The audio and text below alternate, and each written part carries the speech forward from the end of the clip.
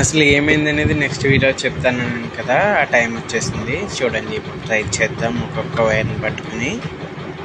ఈ బండి మాకు ఇచ్చే ముందు కస్టమర్ అయితే వైరింగ్ కిట్ చేంజ్ చేయాలనే వచ్చారు.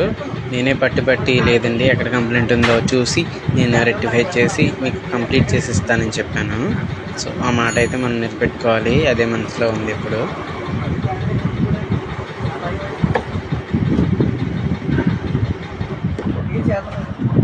బండి అయితే ఆగింది, మెయిన్ వైర్ దొరికింది కంప్లైంట్.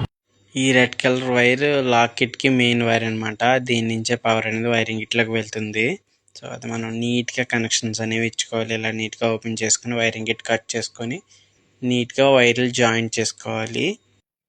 మనకి పని ఎంతవరకు వచ్చు, ఎంత ఎక్స్పీరియన్స్ ఉంది అనే విషయాలు ఇలాంటి వాటి మీదే బేస్ అయి ఉంటాయి.